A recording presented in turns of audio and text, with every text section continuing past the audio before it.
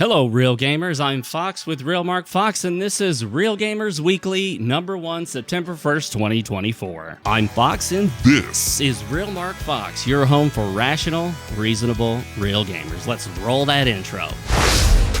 I don't have to tell you things are bad. Everybody knows things are bad.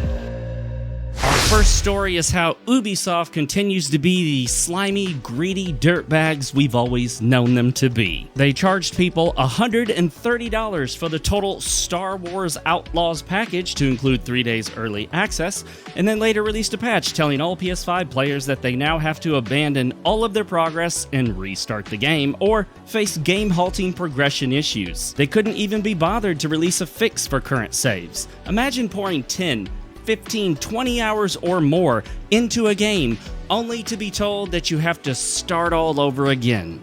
Wow, that's low, even for Ubisoft. You get it?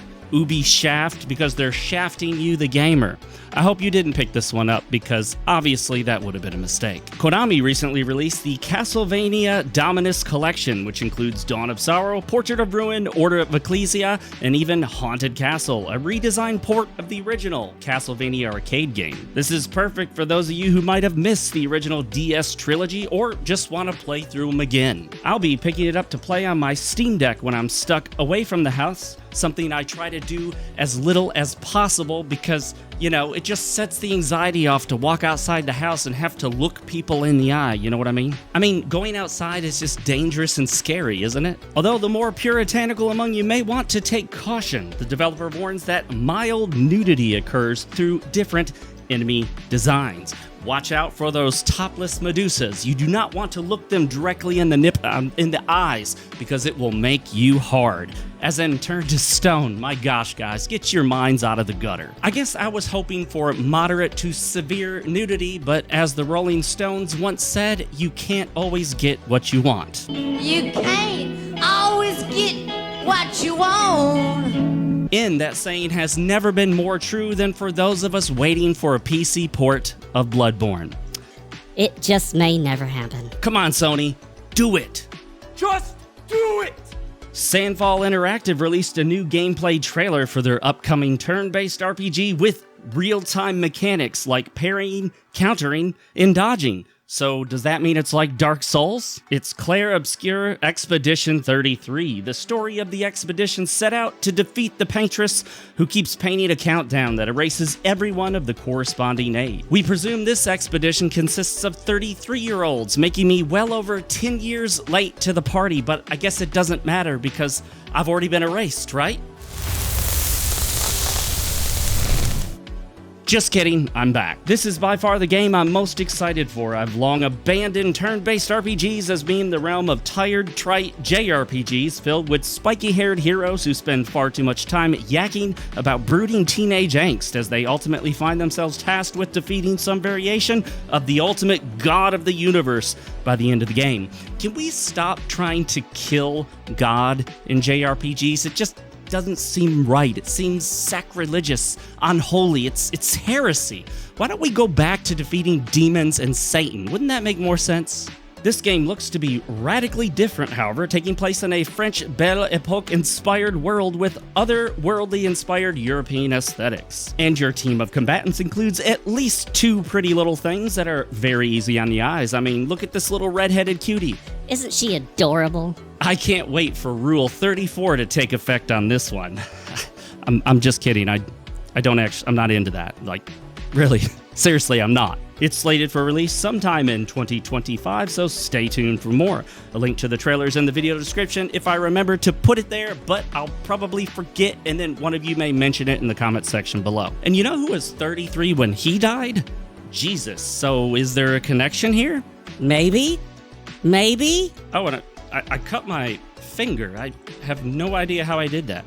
I don't know. Could be a paper cut. Final Fantasy creator Hironobu Sakaguchi declares that Final Fantasy VI is the most complete. Now, I have no idea what he meant by that in the interview, but I can only assume what he's trying to say is that Final Fantasy VI is the best, because it is. How can it not be the best? Come on, people. Final Fantasy VI is best Final Fantasy. Final Fantasy VI fans, unite! 本物の敬礼だ。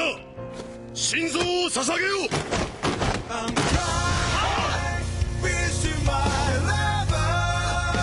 Everyone's favorite e-prostitute turned faux game journalist Alyssa Mercante had her lawyer, Lane Haywood, send a threatening and absurdly worded letter to Joshua Moon of Kiwi Farms, the infamous forum where the internet's biggest secrets go to die a death of extreme exposure, as in exposure to the world, and they're no longer secret. I can't imagine Joshua Moon of Kiwi Farms caving into the demands of Alyssa's laughably lame attorney, who, of course, locked down his X account. I can, however, imagine that this only has the potential to backfire on Alyssa, as I've found that there are a few internet forums you don't want to mess with, one of which being Kiwi Farms and another 4chan. So, to Kiwi Farms and 4chan, I want to be the first to say that I, for one, welcome our new forum overlords, and I acknowledge your all-seeing power and eyes. And for our waifu of the week, we're gonna go with none other than a classic of old, 2B from Nier Automata, or Automata, or Automata. I don't care how you pronounce it, she's still 2B, so let's take a look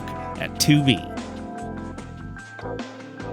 Nice. You know what I want 2B is right next to her, even though she's, I think, an android, so, you know.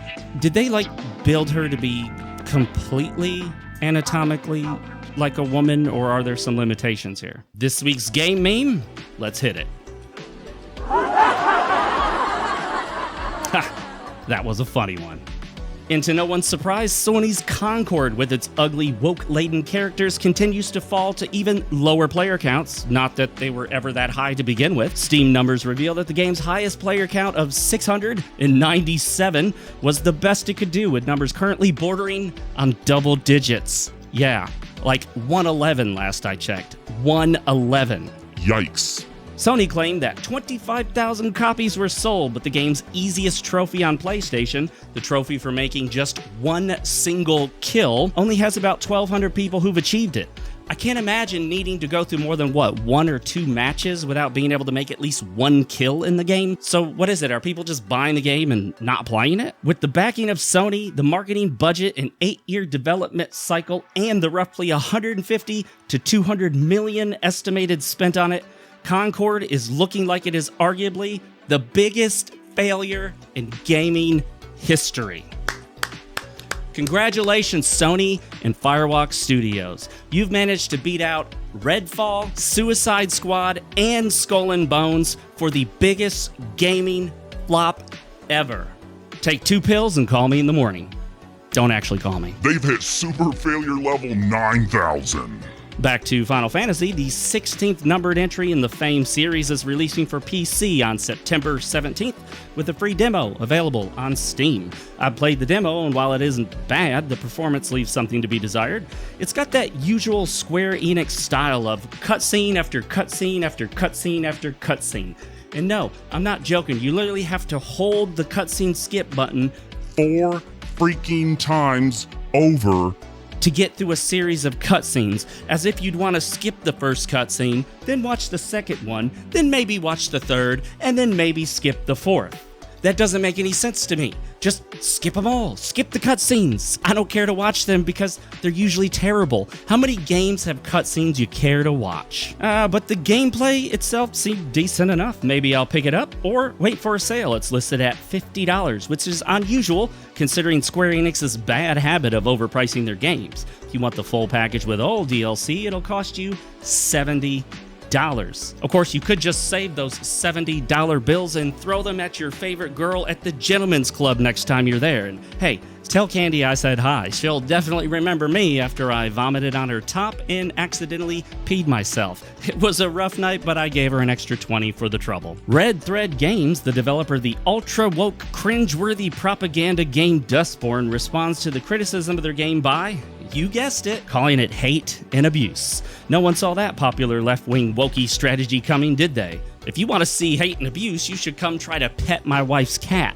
Now, she loves me. She'll crawl up on me, lay down on me, snuggle up against me, but she even swipes at me at times. I mean, look at this. This is what she did the other night. You could see that right there. So yeah, Try giving her a pet. You'll see what hate and abuse looks like. We also discovered that it wasn't just the Norwegian government that gave Red Thread Games money for this piss-poor pile of pandering propaganda, but also the U.S. government to the tune of $250,000. So that equals about $200,000. I'm glad my tax dollars are going to fund violent Antifa propaganda, aren't you? But in some good news, Black Myth Wukong continues to enjoy great success, selling well over 10 million copies, probably closer to 12 or 13 million by now, and even leading to PS5 shortages in China. Poor Chinese. Now they're going to feel the same way we all felt when we couldn't get a PS5 when we wanted one. While I'm the furthest thing from a communist myself, I, for one, welcome our new Chinese developers into the realm of console and PC gaming, and I look forward to new and innovative games from the East. Although, we should keep an eye out for the red flags of wokeness. Get it? Red flags? You know, red because the Chinese flag is red.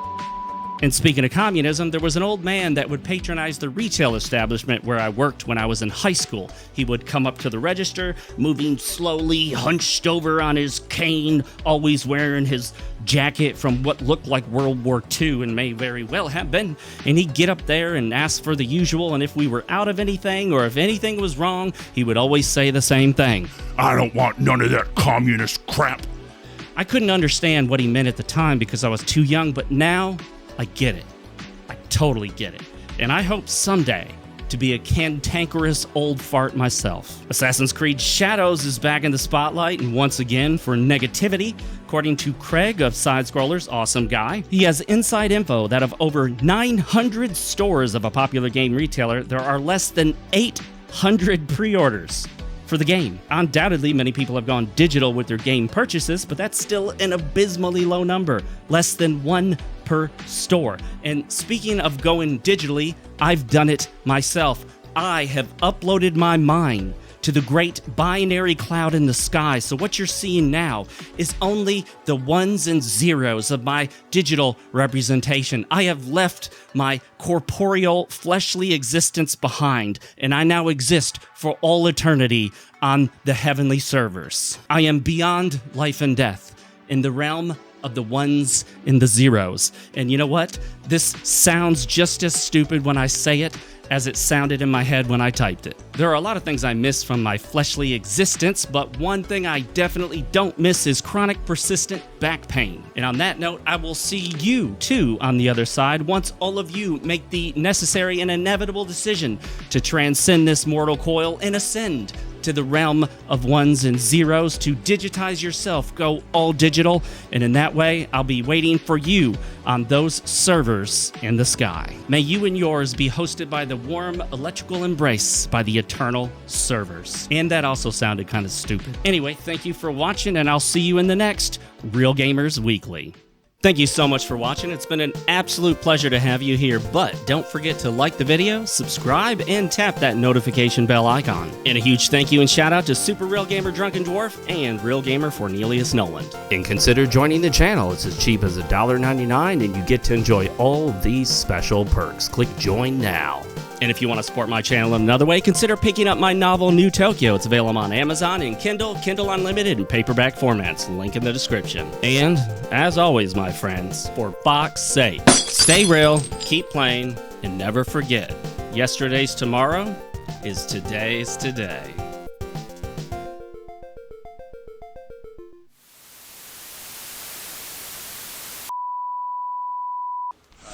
Thing sucks!